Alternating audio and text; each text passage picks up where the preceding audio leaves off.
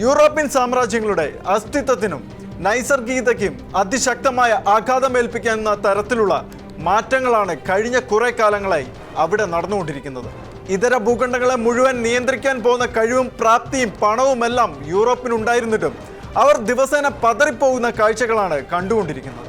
കഴിഞ്ഞ 2 നൂറ്റാണ്ടുകളായി രാഷ്ട്രീയവും മതപരവും സാമ്പത്തികവും സാമൂഹികവുമായ പലതരം മാറ്റങ്ങളാണ് യൂറോപ്പിൽ നടമാടിക്കൊണ്ടിരിക്കുന്നത്. യൂറോപ്പിന്റെ നൈസർഗികമായ ക്രൈസ്തവ മൂല്യങ്ങൾക്കും ദേശീയതയിൽ ഊന്നിയ അവരുടെ നിലപാടുകൾക്കും വിഘാതങ്ങളും വിള്ളലുകളും ഉണ്ടായതിന്റെ പ്രധാനപ്പെട്ട കാരണം പശ്ചിമേഷ്യൻ ഇസ്ലാമിക രാജ്യങ്ങളിൽ നിന്നും ആഫ്രിക്കൻ രാജ്യങ്ങളിൽ നിന്നുമെല്ലാം യൂറോപ്പിലേക്ക് നടന്ന അനിയന്ത്രിതമായ കുടിയേറ്റമായിരുന്നു.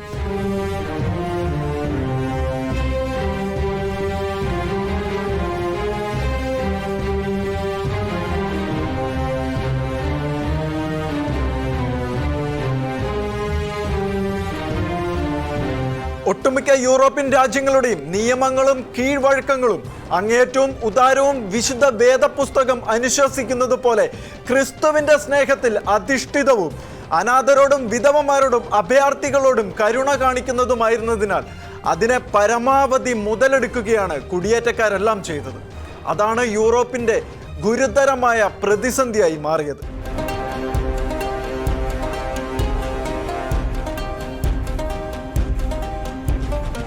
ഒന്നും രണ്ടും ലോകമഹായുദ്ധത്തോടനുബന്ധിച്ച് യൂറോപ്പിലേക്കും അമേരിക്കൻ നാടുകളിലേക്കുമെല്ലാം കുടിയേറ്റക്കാർ കടന്നു വരികയും അവരെ ആളും തരവും നോക്കി തരംതിരിക്കാനോ നിയന്ത്രണങ്ങൾ ഏർപ്പെടുത്താനോ അടിച്ചമർത്താനോ ഒന്നും ശ്രമിക്കാതെ എല്ലാവിധ അവകാശങ്ങളും അംഗീകാരങ്ങളും നൽകി കൈക്കൊള്ളുകയും അവർക്ക് ഏറെ മെച്ചപ്പെട്ട ജീവിത സൗകര്യങ്ങളും സുരക്ഷയും താമസ സംവിധാനങ്ങളും പൗരത്വവും നൽകി അതോടെ പാകിസ്ഥാൻ, അഫ്ഗാനിസ്ഥാൻ, സിറിയ തുടങ്ങിയ രാജ്യങ്ങളിൽ നിന്നും കുടിയേറ്റക്കാരുടെ ഒഴുക്ക് വർദ്ധിച്ചു.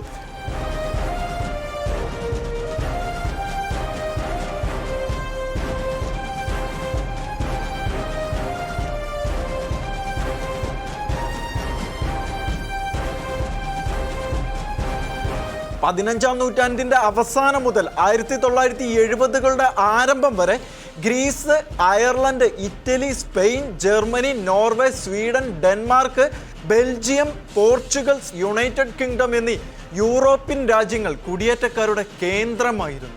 പിന്നീടത് അമേരിക്ക, ഓസ്ട്രേലിയ എന്നീ ഭൂഖണ്ഡങ്ങളിലേക്കും വ്യാപിച്ചു.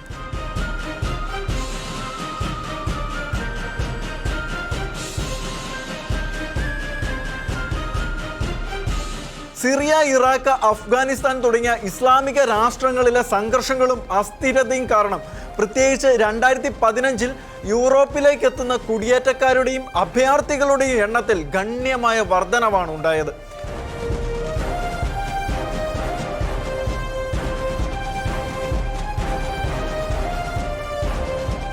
അതാണ് യൂറോപ്പിലേക്കുള്ള കുടിയേറ്റത്തിന്റെ പ്രതിസന്ധിയായി മാറിയത്. സിറിയയിൽ ആഭ്യന്തര യുദ്ധവും മറ്റു മാനുഷിക പ്രതിസന്ധികളും കാരണമുണ്ടായ കുടിയേറ്റത്തിൽ ആ ഒരു വർഷം മാത്രം 1 ദശലക്ഷത്തിലധികം ആളുകളാണ് കടൽ വഴി യൂറോപ്പിലേക്ക് വന്നടിഞ്ഞത്. അതിൽ ഗണ്യമായ എണ്ണത്തിൽ കുട്ടികളും ഉണ്ടായിരുന്നു. ആഭ്യന്തര കലാപം ഉണ്ടായാലും ഇല്ലെങ്കിലും സമ്പന്ന ഇസ്ലാമിക രാഷ്ട്രങ്ങളിലേക്ക് ചേക്കേറാൻ മടിക്കുന്ന ജനങ്ങൾ യൂറോപ്പ് ലാക്കാക്കിക്കൊണ്ടിരിക്കുകയായിരുന്നു.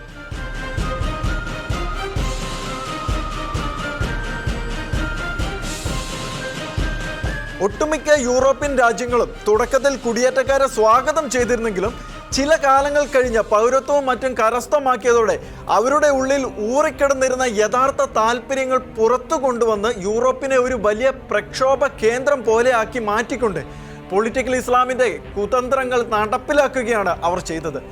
ഇസ്ലാമിക സമൂഹത്തിൽ കേവലം 10% മാത്രം പോകുന്ന ഇത്തരക്കാർ എല്ലാത്തരം കുതന്ത്രങ്ങളും ഉപയോഗിച്ച് അവരുടെ അജണ്ടകൾ നടപ്പിലാക്കുകയായിരുന്നു. അഭയാർത്ഥികളായി വന്നവർ നാണവും മാനവും ഇല്ലാത്ത വീട്ടുകാരനവരെ പോലെ അധികാരം കൈയാളാൻ ശ്രമിക്കുന്ന കാഴ്ചകളാണ് യൂറോപ്പിനെ വലിയ പ്രതിസന്ധിയിലേക്ക് കൊണ്ടെത്തിച്ചത്. കേവലം ഒച്ചയും ബഹളവും ഒക്കെ ആയിരുന്നെങ്കിൽ പോട്ടെ എന്ന് വെച്ച് അവഗണിക്കാമായിരുന്നു. എന്നാൽ കത്തിക്കുത്തും സ്ഫോടനവും ഇടിവണ്ടിയും ഒക്കെ ഉപയോഗിച്ച് കുടിയേറ്റക്കാർ കൊന്നൊടുക്കിയത് ജനിച്ചു വീണ മണ്ണിൽ സ്വൈര്യമായി ജീവിച്ച നൂറുകണക്കിന് യൂറോപ്യന്മാരെയായിരുന്നു. ഇത്തരത്തിൽ അഭയം കൊടുത്ത യൂറോപ്യന്മാരുടെ സ്വൈര്യ ജീവിതത്തിന് വിഘാതമായി അവരുടെ കയ്യിൽ തന്നെ തിരിഞ്ഞു കൊത്തുകയും അവരെ നിയന്ത്രിക്കുകയും ചെയ്യുന്ന തലത്തിൽ യൂറോപ്പിന്റെ നൈസർഗിക മേന്മകളെ തകർത്ത് തരിപ്പണമാക്കിക്കൊണ്ട് കുടിയേറ്റക്കാർ ക്രമേണ യൂറോപ്പിന് കടുത്ത ബാധ്യതയായി മാറുകയാണ് ഉണ്ടായത്. യൂറോപ്യൻ രാജ്യങ്ങളിൽ നിലനിന്നിരുന്ന നിയമങ്ങൾക്കപ്പുറത്ത് ഈ പ്രതിസന്ധികളുടെ പ്രബലമായ കാരണം യൂറോപ്പിൽ നിലനിന്നിരുന്ന ലിബറൽ പ്രത്യയശാസ്ത്രങ്ങളും അതിനെ ചുവട് പിടിച്ചെത്തിയ ഇടത് ചിന്താധാരകളുമായിരുന്നു. എന്നാൽ ഒരുപാട് സഹിച്ചുമടുത്ത യൂറോപ്പിലെ ജനങ്ങൾ ഇപ്പോൾ അതിശക്തമായി അസ്തിത്വ ബോധത്തോടെ തങ്ങളുടെ മൂല്യങ്ങളിലേക്ക് മടങ്ങി വരുവാൻ നിർബന്ധിതരായിക്കൊണ്ടിരിക്കുകയാണ്. പാശ്ചാത്യ രാജ്യങ്ങളുടെ എല്ലാവിധ സൗകര്യങ്ങളും അനുഭവിച്ച് ജീവിതം മെച്ചപ്പെടുത്തിയെടുത്ത കുടിയേറ്റക്കാർ പൗരത്വം നേടുകയും അവിടുത്തെ തിരഞ്ഞെടുപ്പുകളിൽ മത്സരിച്ച് വിജയിക്കുകയും എംപിമാരും മേയർമാരും മന്ത്രിമാരും ഒക്കെയാകുകയും ചെയ്തു.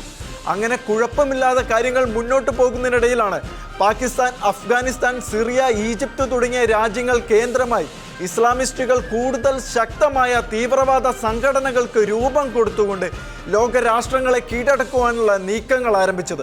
വിസിറ്റിംഗ് വിസയിൽ യൂറോപ്പിലേക്ക് എത്തിയ തീവ്രവാദി നേതാക്കന്മാരുടെ തീവ്ര മത ഉപദേശങ്ങൾക്ക് കീഴടങ്ങിയ കുടിയേറ്റക്കാരിൽ ഭൂരിഭാഗവും റാഡിക്കലൈസ്ഡ് ചെയ്യപ്പെടുകയും സ്വന്തമല്ലാത്ത രാജ്യത്ത് തങ്ങൾക്ക് ലഭിച്ച പ്രിവിലേജുകൾ മുതലെടുത്ത് മതതീവ്ര പ്രവർത്തനങ്ങൾ ആരംഭിക്കുകയും ചെയ്തു. ഇടത് നിലപാടുകളോട് ചേർന്ന് നിൽക്കുന്ന നയങ്ങളുമായി നിലകൊണ്ട ഇസ്ലാമിസ്റ്റുകൾ തീവ്രവാദത്തിന്റെ ചെറുപതിപ്പുകൾ പുറത്തെടുത്തപ്പോഴും ലിബറൽ പ്രത്യയശാസ്ത്രങ്ങളുടെ പേരിൽ പാശ്ചാത്യ രാജ്യത്തെ ഇടത് ഭരണാധികാരികൾ അത് ഗവനിച്ചില്ല. എന്നാൽ കാലം മാറിയപ്പോൾ പ്രകടനങ്ങൾ പൊട്ടിത്തെറികൾക്കും കലാപങ്ങൾക്കും വഴിമാറുകയും ഇരവാദം ഉയർത്തിപ്പിടിച്ചു നിൽക്കുകയും ചെയ്തപ്പോൾ അഭയം കൊടുത്ത രാജ്യങ്ങൾ അന്താളിപ്പിലായി. എങ്കിലും അവർ പ്രതികരിച്ചില്ല.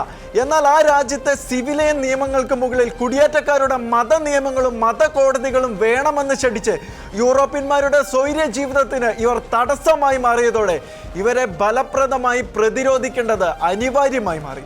എന്നാൽ യൂറോപ്പിലെ നിയമങ്ങൾ പലതും കുടിയേറ്റക്കാർക്ക് അനുകൂലമായിരുന്നു. തീവ്ര വലതുപക്ഷത്തിന്റെയും ക്രൈസ്തവ അസ്തിത്വ ബോധത്തിന്റെയും വീറും ശക്തിയും തെളിയിച്ചുകൊണ്ട് കുടിയേറ്റക്കാരെ ഇറ്റലിയും നെതർലാൻഡും ട്രംപ് ഭരണത്തിലെത്തിയതോടെ അമേരിക്കയും അടക്കമുള്ള ഏതാനും ചില രാജ്യങ്ങൾ വരുതിക്ക് നിർത്തിയപ്പോൾ ചില രാജ്യങ്ങൾ ഇത്തരം കുടിയേറ്റക്കാരെ നിയന്ത്രിക്കാനാവാത്ത വിധത്തിലേക്കാണ് എത്തിച്ചേർന്നിരിക്കുന്നത്. ഇംഗ്ലണ്ടിലെ സ്ഥിതിഗതികൾ അത്തരത്തിലുള്ളതാണ്. എന്നാൽ ഇപ്പോൾ ക്രൂരന്മാരും ചതിയന്മാരുമായ കുടിയേറ്റക്കാരെ കൊണ്ട് പൊറുതിമുട്ടി എന്ത് ചെയ്യണമെന്നറിയാതെ പകച്ചു നോക്കി നിന്ന യൂറോപ്യന്മാർ തങ്ങളുടെ ദൗർബല്യങ്ങൾ മുതലാക്കി ഇനി ആരും തങ്ങളുടെ രാജ്യത്തേക്ക് കുടിയേറി തങ്ങളെ ദ്രോഹിക്കാൻ ഇടവരാതിരിക്കാൻ ശക്തമായ നീക്കങ്ങൾക്കായി രംഗത്തിറങ്ങിയിരിക്കുകയാണ്.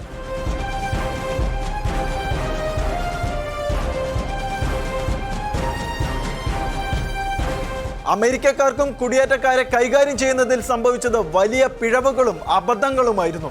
എന്നാൽ അതിതീവ്ര വലതുപക്ഷ നിലപാടുകളും മൂല്യാധിഷ്ഠിത ചിന്തകളുമുള്ള ഡൊണാൾഡ് ട്രംപിനെ പ്രസിഡന്റ് ആക്കിക്കൊണ്ട് അമേരിക്കൻ ജനത വലിയ തെറ്റുതിരുത്തലിന് കളത്തിലിറങ്ങി.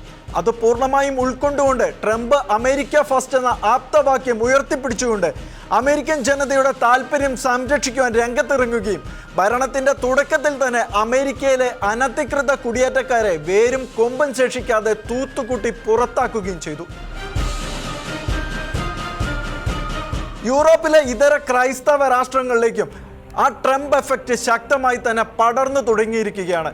തങ്ങളുടെ രാജ്യം ഇപ്പോൾ നേരിടുന്ന പ്രതിസന്ധികൾക്ക് മൂലകാരണം ഇസ്ലാമിക തീവ്രവാദികളാണെന്ന് തിരിച്ചറിഞ്ഞ യൂറോപ്യന്മാർ സ്വതന്ത്ര ചിന്തകളെല്ലാം ഉപേക്ഷിച്ച് പൂർണ്ണമായും ഒരു ആന്റി എമിഗ്രേഷൻ ചിന്തയിലേക്ക് എത്തിയിരിക്കുകയാണ്. ട്രംപ് തുറന്നുവിട്ട അത്തരം ചിന്തകളുടെ ഒരു ആവേശം ഇപ്പോൾ യൂറോപ്പിനെ ആകമാനം ഒരു വല്ലാത്ത ആവേശത്തിലേക്ക് എത്തിച്ചിരിക്കുകയാണ്. അടുത്തിടെ ഗോൾഫ് കോഴ്സിന്റെ ഉദ്ഘാടനത്തിനായി ബ്രിട്ടനിലെത്തിയ ട്രംപ് ഇക്കാര്യം പറഞ്ഞ് ബ്രിട്ടീഷുകാരെ മുഴുവൻ ബോധവാന്മാരാക്കിയതോടെ അസ്തിത്വ ബോധത്തിൽ നീറിപ്പുകഞ്ഞ അവർ അനധികൃത കുടിയേറ്റക്കാർക്കെതിരെ അതിശക്തമായ പ്രതിഷേധങ്ങളും ചെറുത്തുനിൽപ്പുകളും ആരംഭിച്ചു. ഇപ്പോഴും ശമനമില്ലാതെ തുടരുന്ന ആ പ്രതിഷേധങ്ങൾ ഇംഗ്ലണ്ടിന്റെ ഗതിയെ തന്നെ മാറ്റിമറിക്കുന്ന തരത്തിൽ അതിനിർണായകമായ ഒന്നായി മാറാനുള്ള സാധ്യതകൾ തന്നെയാണ് തെളിഞ്ഞു കാണുന്നത്. ഒടുവിൽ യൂറോപ്പ് ആകമാനം തിരിച്ചറിഞ്ഞിരിക്കുകയാണ്. ദേശീയതയ്ക്കും മൂല്യങ്ങൾക്കും ഊന്നൽ കൊടുത്തുകൊണ്ട് അതിതീവ്രമായ ഒരു വലതുപക്ഷ നിലപാടുകളിലേക്കും ഒരു ആന്റി എമിഗ്രന്റ് നിലപാടിലേക്കും മാറേണ്ടത് കാലഘട്ടത്തിന്റെ അനിവാര്യത തന്നെയാണെന്ന്. അതിനായി തീവ്ര വലതുപക്ഷ നയങ്ങളെ പുണരുന്നത് പോലെ പ്രധാനപ്പെട്ട കാര്യമാണ് ക്രൈസ്തവ വിശ്വാസത്തിലേക്കും കടന്നു വരേണ്ടതെന്ന് ഇപ്പോൾ യൂറോപ്യന്മാർ അത് തിരിച്ചറിഞ്ഞുകൊണ്ടിരിക്കുന്നു. പതിറ്റാണ്ടുകൾക്കപ്പുറത്തേക്ക് തന്നെ യൂറോപ്പിനെ കീഴടക്കാൻ ലക്ഷ്യം വെച്ച ഇസ്ലാമിക ശക്തികൾ പരാജയപ്പെട്ടത് ക്രൈസ്തവ വിശ്വാസം അത്രമേൽ ശക്തമായിരുന്നതിനാലാണ്. ആ വിശ്വാസധാരകളിൽ വിള്ളൽ വീണപ്പോഴാണ് അവർ ഈ തിന്മയുടെ ശക്തികൾക്ക് കീഴടങ്ങിപ്പോയത്. എവിടെ ദൈവവചനത്തിന്റെ മൂല്യങ്ങൾ നഷ്ടപ്പെട്ടോ അവിടെയാണ് അധിനിവേശ ശക്തികൾ കീഴടക്കൽ നടത്തിയത്. അതിനാൽ ആത്മീയതയുടെ പൂർവീകരണ നന്മകളിലേക്ക് മടങ്ങി വരേണ്ടതിൻ്റെ അനിവാര്യതകളും യൂറോപ്യന്മാർ തിരിച്ചറിഞ്ഞിരിക്കുന്നു. യൂറോപ്പിൽ മാത്രമല്ല, ഹൃദയം സ്പന്ദിക്കുന്ന മനുഷ്യൻ വ്യാപരിക്കുന്നിടത്തൊക്കെ ഇതൊരു വലിയ സത്യമായി നിലകൊള്ളുകയാണ്.